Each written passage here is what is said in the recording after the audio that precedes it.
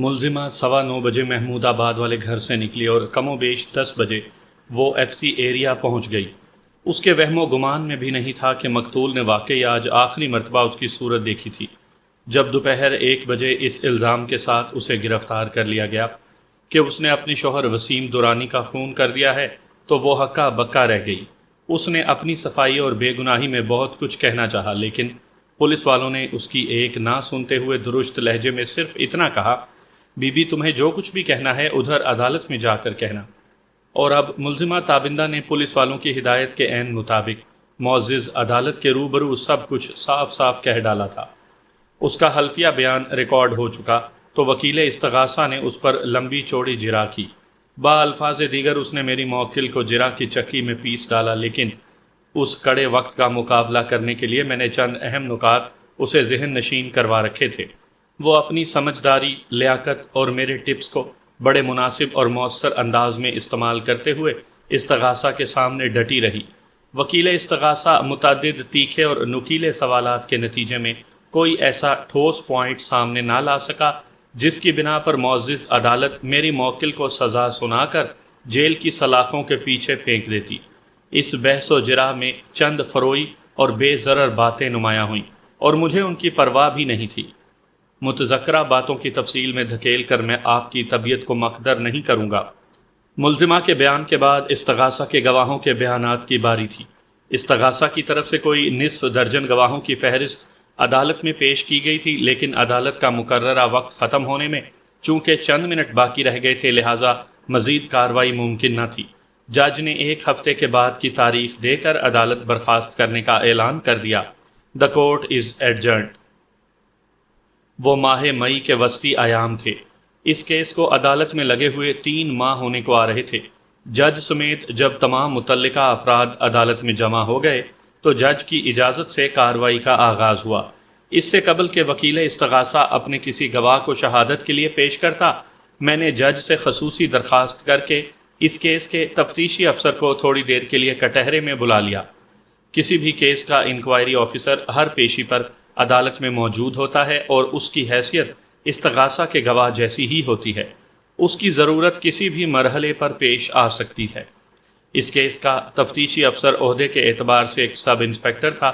اس کا نام دلشاد مرزا معلوم ہوا۔ مذکورہ ایس آئی نے کنگ سائز مونچھیں پال رکھی تھی۔ وہ وٹنس باکس میں آ کر کھڑا ہوا تو میں نے بڑی گہری نگاہ سے اس کا تنقیدی جائزہ لیا، پھر سرسراتے ہوئے لہجے میں کہا، آیو صاحب، آپ نے یہ کیس تقریباً حل کر لیا تھا، مگر ملزمہ نے معزز عدالت کے روبرو صحت جرم سے انکار کر دیا ہے۔ گویا آپ کی محنت کے پہاڑ کو تہہ آب میں پہنچا دیا، جسے عرف عام میں محنت پر پانی پھیرنا بھی کہا جاتا ہے۔ ایک لمحے کا توقف کر کے میں نے تیکھے لہجے میں استفسار کیا، کیا خیال ہے، کوئی ایسا قانون پاس نہیں ہونا چاہیے کہ ملزم ایک جملہ بول کر پولیس والوں کی محنت کا کباڑہ کرنے کے حق سے محروم ہو جائے؟ کیوں نہیں؟ وہ بڑے سنجیدہ انداز میں میرے طنز کا جواب دیتے ہوئے بولا، یقیناً ایسا ہونا چاہیے۔ ہم بڑی جاں فشانی سے ملزم پر محنت کرتے ہیں۔ یہ تو کوئی بات نہ ہوئی کہ بیک جنبش زبان کوئی ہماری محنت کا سوا ستیہ ناس مار دے۔ میں آپ جیسے قابل وکیل سے ہی درخواست کر سکتا ہوں کہ وہ ایسے بل کی منظوری کے لیے قانونی چارہ جوئی کا بیڑا اٹھائے۔ کیا میں اس سلسلے میں آپ سے کوئی امید رکھوں؟ میں نے ایک بھرپور شاٹ سے جو گیند آیو کی کورٹ میں پھینکی تھی، اس نے جوابی حملے کے طور پر اس گیند کو واپس میری کورٹ میں پہنچا دیا تھا۔ اس سے اس کی تکلیف کا مجھے اندازہ ہو گیا۔ وہ 9 نقد نہ 13 ادھار کے موڈ میں دکھائی دیتا تھا اور میں چاہتا بھی یہی تھا۔ میں نے باقاعدہ جرا کا آغاز کرتے ہوئے کہا، آیو صاحب، آپ کو اس واقعے کی اطلاع کب اور کس نے دی؟ وہ چند لمحے سوچنے کے بعد بولا، ہمارے روز نامچے کے مطابق اس واردات کی اطلاع 25 فروری کو صبح 10 بجے دی گئی تھی اور اطلاع فراہم کرنے والے شخص کا نام داؤد ہے۔ آپ کہیں انہی داؤد صاحب کا ذکر تو نہیں کر رہے جو مقتول کے مالک مکان بھی ہیں اور بالائی منزل پر ان کی اپنی رہائش بھی ہے؟ میں نے بالکل ایک انجان شخص کے انداز میں دریافت کیا۔ جی ہاں، جی ہاں، وہ اسبات میں سر ہلاتے ہوئے بولا، میں اسی داؤد کی بات کر رہا ہوں۔ میں نے پوچھا، کیا مذکورہ داؤد صاحب بنفس نفیس یہ اطلاع لے کر تھانے پہنچے تھے یا؟ میں نے دانستہ جملہ ادھورا چھوڑا تو وہ جلدی سے بولا، اس نے فون پر ہمیں یہ اطلاع دی تھی۔ آپ جائے وقوع پر کتنے بجے پہنچے تھے؟ میں نے اس کی آنکھوں میں دیکھتے ہوئے سوال کیا۔ 11:15 بجے، اس نے جواب دیا۔ کمال ہے، میں نے حیرت بھرے اور بلند آہنگ لہجے میں کہا، آپ کو جائے واردات پر پہنچنے میں گھنٹہ سوا گھنٹہ لگ گیا، جبکہ میری معلومات کے مطابق متعلقہ تھانہ چند قدموں کے فاصلے پر ہے۔ وہ عجیب سے لہجے میں بولا، آپ کا کیا خیال ہے؟ ہم تھانے میں ریس کی پوزیشن سنبھالے بیٹھے ہوتے ہیں، ادھر کسی نے اطلاع دی، ادھر ہم دوڑ پڑے۔ وہ خاصا برہم دکھائی دے رہا تھا۔ غصیلے انداز میں اضافہ کرتے ہوئے بولا، ہمیں تھانے میں اور بھی بہت سے کام ہوتے ہیں۔ یقیناً ہوتے ہوں گے، میں نے سہلانے والے انداز میں اس کی بات کی تائید کر دی۔ تھانہ بہت سارے کام کرنے کے لیے ہی قائم کیا جاتا ہے، لیکن قتل جیسے سنگین واقعے کی اطلاع پاتے ہی آپ کو واقعی ریس کے کسی گھوڑے کی مانند دوڑ لگا دینی چاہیے۔ بہرحال میں نے لمحاتی توقف کیا، پھر اضافہ کرتے ہوئے اپنی بات مکمل کر دی۔ آپ جائے وقوع پر پہنچے، اس وقت تک مقتول کی زندگی کا چراغ گل ہو چکا تھا۔ موقع واردات پر آپ کو سائلنسر لگا ہوا وہ ریوالور بھی مل گیا، جس سے چلنے والی 2 خاموش گولیوں نے مقتول کو ہمیشہ ہمیشہ کے لیے خاموش کر دیا تھا۔ بعد ازاں آپ کو معلوم ہوا آلہ قتل مقتول کی ملکیت ہے۔ یہ ایک لائسنس یافتہ 32 بور ریوالور تھا جو مقتول نے اپنی حفاظت کے لیے رکھا ہوا تھا۔ پولیس رپورٹ بتاتی ہے آلہ قتل کی ملکیت کے بارے میں مقتول کی بیوہ نے آپ کو بتایا تھا۔ آپ سے میرا سوال یہ ہے کہ کیا آپ نے آلہ قتل پر سے ملزمہ کے فنگر پرنٹس اٹھانے کی کوشش کی تھی؟ پولیس رپورٹ میں مجھے ایسا کوئی ذکر دیکھنے یا سننے کو نہیں ملا۔ اس نے اثبات میں گردن ہلاتے ہوئے جواب دیا، جی ہم نے ایسی کوشش ضرور کی تھی، لیکن آلہ قتل پر سے ملزمہ کی انگلیوں کے نشانات حاصل نہ ہو سکے۔ ممکن ہے فائرنگ کے وقت اس نے دستانے وغیرہ پہن رکھے ہوں، یا پھر یہ بھی تو ہو سکتا ہے اس نے آلہ قتل کو کسی کپڑے سے صاف کرنے کے بعد جائے وقوع پر پھینک دیا ہو۔ وہ سانس لینے کے لیے تھوڑا متوقف ہوا، پھر اپنی بات کو آگے بڑھاتے ہوئے بولا، ہم نے مقتول کے گھر میں مختلف اہم مقامات سے بھی فنگر پرنٹس اٹھائے ہیں اور الحمدللہ ہمیں ملزمہ کی انگلیوں کے نشانات بھی ملے ہیں۔ اس نے الحمدللہ کے الفاظ کچھ اس انداز میں ادا کیے تھے جیسے ابھی ابھی عمرہ یا حج کی سعادت حاصل کر کے آ رہا ہو۔ میں نے خاصے سخت لہجے میں کہا، ملزمہ وقوع کے روز جائے واردات پر گئی تھی تو ظاہر ہے وہاں اس کے فنگر پرنٹس تو ملیں گے ہی نا۔ آپ کے حالیہ بیان سے تو یہ ثابت ہو رہا ہے کہ جب ملزمہ مقتول کے گھر میں داخل ہوئی تو اس نے دستانے نہیں پہن رکھے تھے، صرف فائرنگ کرتے وقت اس نے ہاتھوں پر دستانے چڑھا لیے تھے۔ وہ ناگواری سے میری طرف دیکھتے ہوئے بولا، دستانوں کے حوالے سے میں نے ایک امکانی بات کی تھی، یہ بھی ممکن ہے اس روز ملزمہ نے دستانوں کو ہاتھ بھی نہ لگایا ہو، بلکہ مقتول کی زندگی سے کھیلنے کے بعد اس نے کسی کپڑے وغیرہ سے ریوالور صاف کر کے جائے وقوع پر پھینک دیا ہو۔ Okay, all right. میں نے یہ الفاظ کچھ اس انداز میں دہرائے جس سے تاثر ابھرتا تھا کہ میں نے انکوائری آفیسر کے موقف سے اتفاق کر لیا ہے، جبکہ در حقیقت ایسی کوئی بات نہیں تھی۔ میں نے سوالات کے زاویے کو تھوڑا سا تبدیل کرتے ہوئے مزید کہا، اس کہنے میں گہرا استفسار تھا۔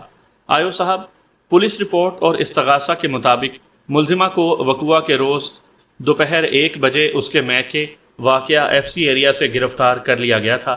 میں غلط تو نہیں کہہ رہا ہوں؟ آپ بالکل ٹھیک کہہ رہے ہیں، اس نے اثبات میں جواب دیا۔ گرفتاری کا عمل یوں ہی پیش آیا تھا۔ کیا گرفتاری کے بعد آپ نے ملزمہ کا پیرافن ٹیسٹ کروایا تھا؟ نہیں، اس نے گردن کو نفی میں جھٹکا دیا۔ میں نے استفسار کیا، کیوں؟ ہم نے اس کی ضرورت محسوس نہیں کی، اس نے جواب دیا، اور اس کی 2 وجوہ ہیں۔ وہ دونوں وجوہ بھی بیان فرما دیں۔ نمبر 1، وہ وضاحت کرتے ہوئے بولا، جب ملزمہ کو گرفتار کیا گیا اس وقت تک وقوع کو 3 سے زیادہ گھنٹے گزر چکے تھے۔ گرفتاری کے وقت وہ کچن میں کھانا تیار کر رہی تھی، لہٰذا اس بات کے قوی امکانات تھے کہ اس نے اپنے ہاتھ اچھی طرح صاف کر لیے ہوں گے۔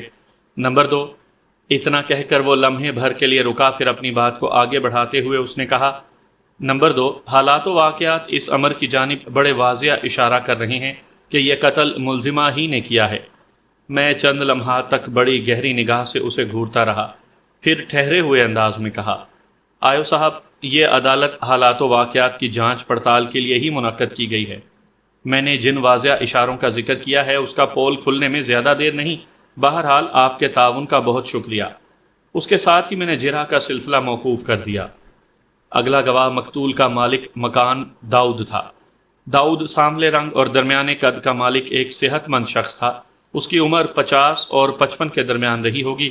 اس نے سلیٹی رنگ کا بے داغ شلوار سوٹ پہن رکھا تھا۔ داؤد نے منظور کالونی میں لیدر جیکٹس بنانے کی ایک کاٹیج انڈسٹری قائم کر رکھی تھی۔ وہ اپنا حلفیہ بیان ریکارڈ کروا چکا تو وکیل استغاثہ جراح کے لیے اس کے کٹہرے کے نزدیک پہنچ گیا۔ وکیل مخالف نے 2-4 سوالات پوچھ کر جراح ختم کر دی تو جج کی اجازت حاصل کرنے کے بعد میں گواہ داؤد کی جانب متوجہ ہو گیا۔ داؤد صاحب، میں نے کھنکار کر گلا صاف کرتے ہوئے کہا، آج کل آپ کا بزنس تو ڈاؤن ہی جا رہا ہوگا، موسم گرما اپنے جوبن پر ہے۔ اس نے بے یقینی سے میری طرف دیکھا۔ اسے توقع نہیں رہی ہوگی کہ میں زیر سماعت کیس سے ہٹ کر اس سے ذاتی نوعیت کا کوئی سوال بھی کر سکتا ہوں۔ بہرحال ایک لمحے کی حیرت کے بعد اس نے جواب دیا، وکیل صاحب، ہمارے ساتھ بالکل الٹا معاملہ ہے۔ موسم گرما میں ہمیں زیادہ پروڈکشن دینا ہوتی ہے اور موسم سرما میں ہمارا کام بہت کم رہ جاتا ہے۔ دراصل ہم جن پارٹیوں کے لیے مال تیار کرتے ہیں وہ زیادہ تر مال ایکسپورٹ کرتے ہیں۔ اوہ، میں نے ایک طویل سانس خارج کی۔ اس کا مطلب ہے آج کل آپ کی مصروفیت زیادہ ہوگی۔ جی ہاں، کچھ ایسی ہی صورتحال ہے، اس نے جواب دیا۔ میں نے پوچھا، حالات و واقعات سے تو ثابت ہوتا ہے کہ جس وقت وقوعہ پیش آیا آپ اپنے گھر کے اندر موجود تھے اور آپ ہی نے تھانے میں فون کر کے پولیس کو بلایا تھا۔ آپ سے میرا سوال یہ ہے کہ آپ کو کیسے معلوم ہوا آپ کے کرایہ دار کو میری موکل نے ہی قتل کیا ہے؟ یہ بات مجھے مقتول کی بیوی نرگس کی زبانی پتہ چلی تھی۔ اس نے بڑی رسانیت سے جواب دیا، میں اس وقت فیکٹری جانے کی تیاری کر رہا تھا۔ میری بیوی نے بتایا کہ نیچے والی کرایہ دارنی روتی ہوئی آئی ہے، اپنے شوہر کے قتل کے بارے میں بتا رہی ہے۔ اس کے بعد ہی میں نے تھانے فون کر کے اس سنگین واقعے کی اطلاع دی۔ یہ قتل میرے گھر کی 4 دیواری کے اندر ہوا تھا، لیکن میں گہری تشویش میں مبتلا ہو گیا تھا۔ داؤد صاحب، میں نے اسے پکا اور اپنے کیس کو مضبوط فراہم کرنے کی غرض سے ٹھہرے ہوئے لہجے میں استفسار کیا، کیا مقتول کی بیوہ نرگس نے باعین یہ الفاظ ادا کیے تھے کہ ملزمہ تابندہ نے اس کے شوہر کو قتل کر دیا ہے، یا آپ نے اس کے بیان سے ایسا مفہوم اخذ کر لیا تھا؟ اس نے باعین یہی الفاظ ادا کیے تھے، گواہ نے ٹھوس لہجے میں جواب دیا۔ میں نے از خود کسی قسم کا مفہوم اخذ نہیں کیا تھا۔ کیا آپ کو اس وقت یہ بات معلوم تھی کہ مقتول کی بیوہ جس عورت کو اپنے شوہر کا قاتل ٹھہرا رہی ہے وہ مقتول کی دوسری بیوی ہے؟ نہیں جناب، مجھے مقتول کی دوسری شادی کا کوئی علم نہیں تھا۔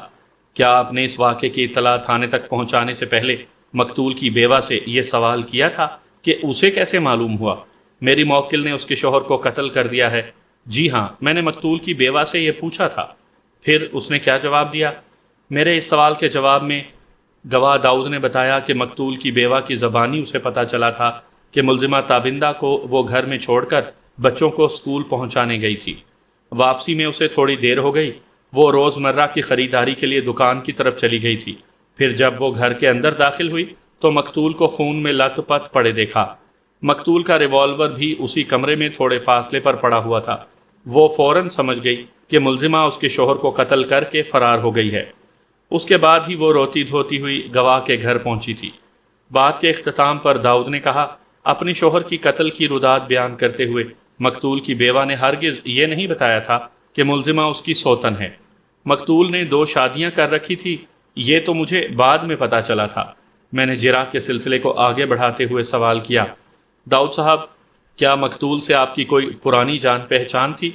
استغاثہ کے گواہ نے نفی میں جواب دیا۔ میں نے پوچھا، اس کا مطلب ہے جب آپ نے اپنے گھر کا ایک زیریں پورشن کرائے پر اٹھا رہے تھے تو آپ کی مقتول سے پہلی ملاقات ہوئی؟ جی ہاں، یہی حقیقت ہے، اس نے جواب دیا۔ میں نے قدرے سخت لہجے میں پوچھا، داؤد صاحب، آپ نے ایک اجنبی اور انجان شخص کو اپنے گھر کا ایک حصہ کیسے کرائے پر دے دیا؟ میرے گھر کا وہ پورشن ایک اسٹیٹ ایجنٹ کی معرفت کرائے پر اٹھا تھا، اس نے بڑا معقول جواب دیا، اور میں نے اس سلسلے میں مقتول سے بھاری ڈپازٹ بھی لیا تھا۔ ویسے بھی جو گھر پراپرٹی ایجنٹ کے توسط سے کرائے پر اٹھتے ہیں ان کے ذیل میں کسی اونچ نیچ کا ذمہ دار بھی وہی پراپرٹی ڈیلر ہی ہوتا ہے۔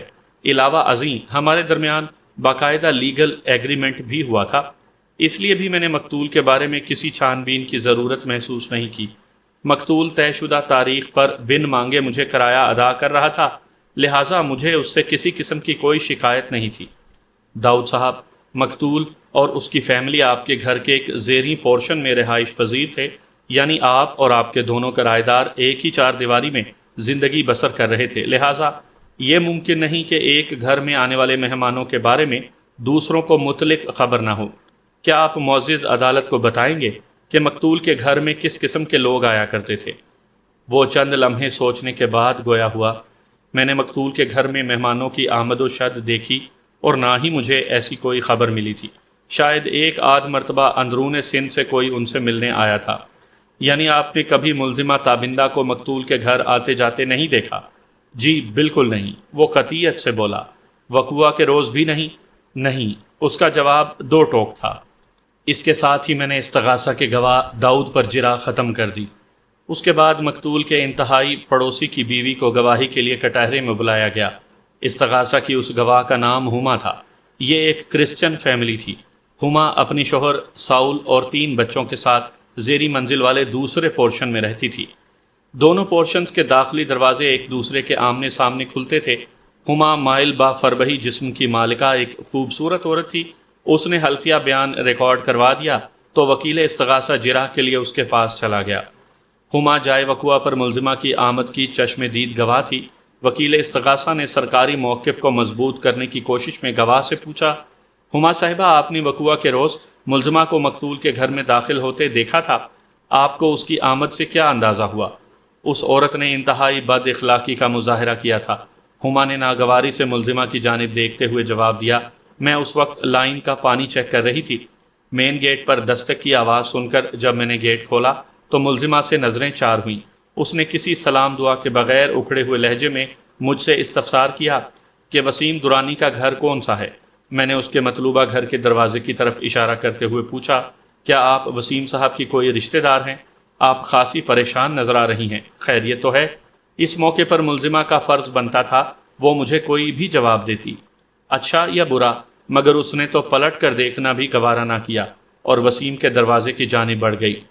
ہما لمحہ بھر کو متوقف ہوئی، پھر اپنی بات کو مکمل کرتے ہوئے کہا، مجھے یہ عورت ذرا سا بھی نہیں بھائی تھی۔ اس کے تیور سے اندازہ ہوتا تھا کہ یہ کوئی بڑا ہی خطرناک ارادہ لے کر وہاں پہنچی تھی۔ وکیل استغاثہ نے پوچھا، کیا آپ نے ملزمہ کو واپس جاتے ہوئے بھی دیکھا تھا؟ جی نہیں، میں اپنا کام کر کے گھر کے اندر چلی گئی تھی۔ اس کے بعد کیا ہوا تھا؟ وکیل استغاثہ نے سوال کیا۔ میں گھر کے کام کاج میں لگ گئی تھی، ہما نے جواب دیا۔ کچھ دیر کے بعد میں نے مقتول والے پورشن کا دروازہ ایک زوردار آواز کے ساتھ کھلتا ہوا سنا۔ آمنے سامنے داخلی دروازہ ہونے کے باعث جب زور سے ایک دروازہ کھولا جائے تو ہوا کا دباؤ دوسرے دروازے پر ہلکی سی دستک دیتا ہے۔ ہمارا دروازہ مخصوص انداز میں لرزا، پھر تیز قدموں کی آواز نمودار ہوئی۔ اس کے بعد یہ آواز سیڑھیوں کے توسط سے اوپر کو جانے لگی۔ مجھے یہ سمجھنے میں ذرا بھی دقت محسوس نہیں ہوئی کہ کوئی مقتول کے گھر سے نکل کر افراتفری کے عالم میں بالائی منزل کی طرف گیا ہے۔ میں سن گن لینے کے لیے باہر نکلی اور پھر سب کچھ واضح ہو گیا۔ مقتول کا دروازہ پوری طرح کھلا ہوا تھا۔ میں سیڑھیوں کی جانب بڑھ گئی۔ اسی لمحے بالائی منزل کی طرف سے مقتول کی بیوی نرگس کے رونے کی آوازیں آنے لگیں۔ اسی رونے کے دوران وہ مالک مکان اور اس کی بیوی کو اپنے شوہر کے قتل کے بارے میں بتا رہی تھی۔ میں چونکہ سیڑھیوں کے راستے کافی اوپر جا چکی تھی، لہٰذا نرگس کی باتیں سننے اور سمجھنے میں مجھے کوئی دشواری محسوس نہیں ہوئی تھی۔ وکیل استغاثہ نے اسی قسم کے 1-2 مزید سوالات کے بعد جرح موقوف کر دی۔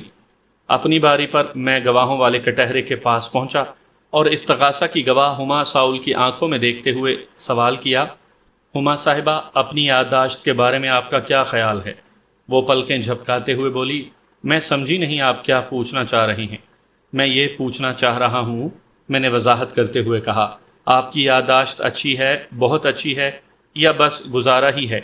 جناب، میری یادداشت بہت اچھی سے بھی زیادہ اچھی ہے، وہ فخریہ لہجے میں بولی۔ مجھے برسوں پرانی باتیں پوری تفصیل کے ساتھ یاد ہیں۔ ساؤل بھی اس بات کو مانتا ہے کہ میرا مشاہدہ اور حافظہ بہت قوی ہے۔ آپ کی یہ صلاحیتیں میرے لیے کسی خوشخبری سے کم نہیں ہیں ہما بی بی، میں نے معنی خیز انداز میں کہا، پھر ایکیوزڈ باکس میں کھڑی اس کیس کی ملزمہ اور میری موکل تابندہ کی جانب اشارہ کرتے ہوئے استغاثہ کی گواہ ہما سے پوچھا، کیا آپ اسے جانتی ہیں؟ میں اس عورت کو کیسے بھول سکتی ہوں؟ وہ قدرے سخت انداز میں بولی، وقوعہ کے روز یہی تو بد اخلاقی سے میرے ساتھ پیش آئی تھی۔ یہ تو مجھے بعد میں پتہ چلا یہ نرگس کی سوتن ہے۔ آخری جملہ اس نے اس انداز میں ادا کیا تھا جیسے کہنا چاہ رہی ہو، اگر اسے پہلے پتہ چل جاتا کہ ملزمہ نرگس کی سوتن ہے تو شاید وہ اسے کچا ہی چبا ڈالتی۔ میں نے سوتن کے حوالے سے عورت کی مخصوص نفسیات کو زیر بحث لانے سے احتراز برتا اور استغاثہ کی گواہ ہما سے پوچھا، مسز ساؤل، اگر میں یہ کہوں کہ اس وقت ملزموں والے کٹہرے میں جو عورت کھڑی ہے یہ وہ نہیں ہے جسے وقوعہ کے روز آپ نے مقتول کے گھر میں داخل ہوتے ہوئے دیکھا تھا، تو آپ کیا کہیں گی؟ اس نے الجھن زدہ نظر سے مجھے دیکھا اور بولی، پھر تو میں یہی کہوں گی کہ آپ غلط بیانی سے کام لے رہے ہیں، یعنی آپ کو یقین ہے مذکورہ عورت یہی ہے۔ 101% یقین ہے، وہ ٹھوس لہجے میں بولی۔ اگر آپ کہیں تو میں یہ بھی بتا سکتی ہوں کہ اس روز ملزمہ نے کون سا لباس پہن رکھا تھا۔ لگتا ہے آپ میری یادداشت کو آزمانے کے موڈ میں ہیں۔ اس اللہ کی بندی نے میرا کام نہایت ہی آسان کر دیا۔ واقعی میں اس سے اگلا سوال ملزمہ کے لباس کے بارے میں ہی کرنے والا تھا۔ میں نے اسبات میں سر ہلاتے ہوئے خوش دلی سے کہا، ہما صاحبہ، آپ کی یادداشت کا امتحان تو مقصود نہیں، ہاں اگر آپ ملزمہ کے لباس کے حوالے سے کوئی حتمی اور پر یقین بات بتا سکتی ہیں تو میں آپ کا مشکور ہوں۔ یہ کون سا مشکل کام ہے؟ وہ سرسری انداز میں بولی، پھر لباس کی تفصیل بتانے لگی۔ وقوعہ کے روز جب میں نے ملزمہ کو زندگی میں پہلی مرتبہ دیکھا تو اس نے پھولدار گلابی قمیض، گلابی پلین شلوار اور سیاہ دوپٹہ اوڑھ رکھا تھا۔ مجھے اچھی طرح یاد ہے اس کے پاؤں میں بلیک سینڈل تھی اور لباس کے اوپر اس نے نیلی جرسی بھی پہن رکھی تھی۔ بس اتنا ہی کافی ہے، میں نے قطع کلامی کرتے ہوئے جلدی سے کہا۔ وہ خاموش ہو کر سوالیہ نظر سے مجھے تکنے لگی۔ میں نے جرح کے سلسلے کو آگے بڑھاتے ہوئے پوچھا، ہما صاحبہ، آپ نے وکیل استغاثہ کی جرح کے جواب میں بتایا ہے کہ جب وقوعہ کے روز آپ نے ملزمہ کے لیے اس کی دستک کے جواب میں گیٹ کھولا تو آپ اس وقت لائن کا پانی چیک کر رہی تھی۔ یہ لائن اور پانی کا کیا چکر ہے؟ ذرا وضاحت فرمائیں گی؟ یہ ایک غیر اہم اور غیر متعلق سا سوال تھا، لیکن میں استغاثہ کی گواہ کو ایک خاص زاویے سے گھس کر اس کی اور وکیل مخالف کی بے خبری میں نہایت ہی اہم باتیں اگلوانا چاہتا تھا۔ میرا تیر نشانے پر لگا اور ہما نے میری مرضی کے عین مطابق بولنا شروع کر دیا۔ اب یہ میری مہارت ہوتی کہ میں کس مرحلے پر اسے کیسے ہینڈل کرتا۔ میں بہرحال اپنے مقصد میں کامیاب رہا تھا۔ استغاثہ کی گواہ نے میرے سوال کے جواب میں کہا، وکیل صاحب، بات دراصل یہ ہے کہ گھر کے زیریں حصے میں پانی والا زیر زمین ٹینک بنا ہوا ہے۔ اس چار دیواری میں بسنے والے تینوں خاندانوں نے باہمی مشاورت سے یہ طے کر رکھا ہے کہ جب بھی جس کو موقع ملے وہ موٹر آن کر کے لائن کا پانی چیک کر لے۔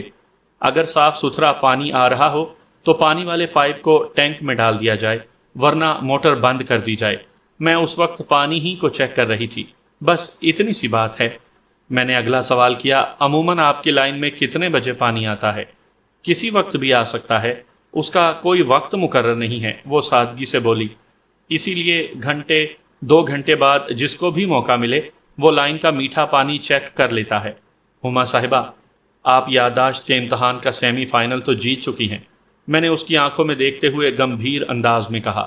اب آپ کے سامنے فائنل ہے، اچھی طرح سوچ سمجھ کر اور یاد کر کے بتائیں، جب وقوعہ کے روز آپ لائن کا پانی چیک کر رہی تھیں، یعنی جس لمحے ملزمہ اس گھر میں داخل ہوئی تو تب صبح کے کتنے بجے تھے؟ آپ سمجھ گئی ہوں گی میں وقت کے بارے میں پوچھ رہا ہوں۔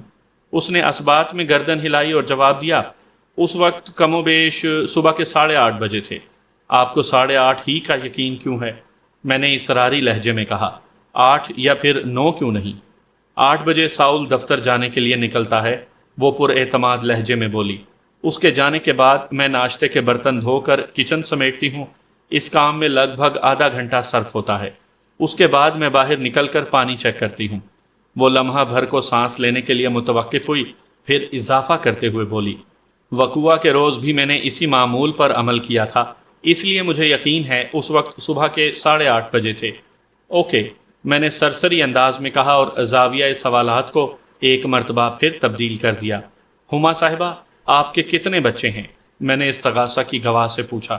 3، اس نے جواب دیا، 2 بیٹیاں اور 1 بیٹا۔ بیٹا دونوں بہنوں سے چھوٹا ہے۔ کیا آپ کے یہ تینوں بچے اسکول جاتے ہیں؟ جی ہاں، اس نے اسبات میں جواب دیا۔ کس اسکول میں؟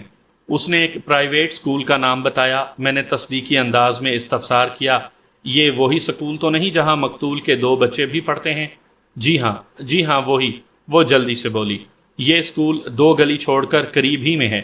بچوں کو اسکول کون پہنچاتا ہے، آپ یا آپ کے شوہر؟ وکیل استغاثہ کا ضبط جواب دے گیا۔ وہ جج سے مخاطب ہوتے ہوئے احتجاجی انداز میں بولا، آبجیکشن یور آنر۔ وکیل صفائی انتہائی غیر متعلق سوالات کر کے معزز گواہ کو ہراساں کر رہے ہیں اور عدالت کا قیمتی وقت بھی برباد ہو رہا ہے۔